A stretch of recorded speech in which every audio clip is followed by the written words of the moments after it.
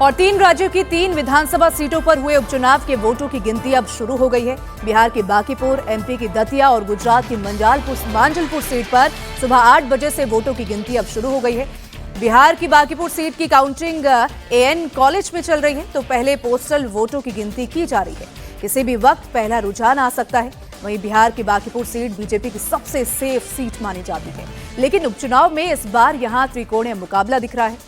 Counting centre के बाहर सुरक्षा के पुख्ता इंतजाम किए गए हैं। काउंटिंग सेंटर के अंदर और बाहर भारी संख्या में पुलिस बल की तैनाती की गई। सभी आने जाने वालों की भी तलाशी ली जा रही है। बांकीपुर में बीजेपी के नीरज कुमार सिन्हा को आरजेडी की रेखा गुप्ता और जनसुराज के नेता प्रशांत किशोर से कड़ी टक्कर भी मिल रही है। तो 3 सीटों के उपचुनाव के नतीजे आज आ रहे हैं। मध्य प्रदेश की दतिया विधानसभा सीट के उपचुनाव के लिए भी आज वोटों की गिनती चल रही है। सुबह 8 बजे से वोटों की गिनती की शुरुआत हो चुकी है। इस वक्त पोस्टल बैलेट्स की गिनती वहां भी हो रही है। दतिया सीट पर 15 राउंड में पूरी काउंटिंग होगी। काउंटिंग सेंटर पर 20 टेबल्स पर गिनती हो रही है। काउंटिंग सेंटर पर 3 लेयर की सुरक्षा का इंतजाम है। 250 से ज्यादा ऑफिसर और जवान तैनात हैं। दतिया सीट पर बीजेपी के आशुतोष तिवारी उम्मीदवार हैं। आशुतोष पहली बार विधानसभा चुनाव में किस्मत आजमा रहे हैं। वहीं कांग्रेस ने 3 बार के विधायक रह चुके घनश्याम सिंह पर दांव लगाया है। ऐसे में मुकाबला नए चेहरे और अनुभवी नेता के बीच माना जा रहा है। बीजेपी उम्मीदवार आशुतोष तिवारी अपनी जीत को लेकर पूरी तरह से कॉन्फिडेंट दिखाई दे रहे हैं, तो कांग्रेस के अपने दावे हैं।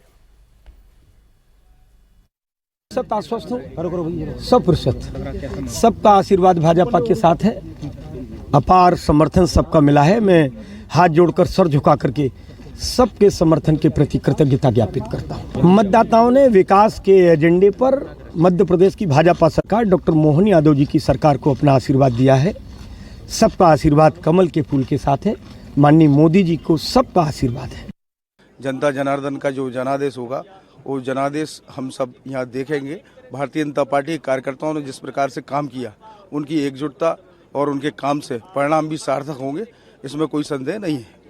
कांग्रेस आपने देखा होगा पूरे देश में रसातल की ओर है। उनके वरिष्ठ नेतृत्व भी आपस में विखंडित रहता है। इस प्रकार से नीचे जो उनका संगठन है वो संगठन विहीन होती जा रही है कांग्रेस, क्योंकि उसमें भ्रम फैलाने का और आपस में लड़ने का काम है।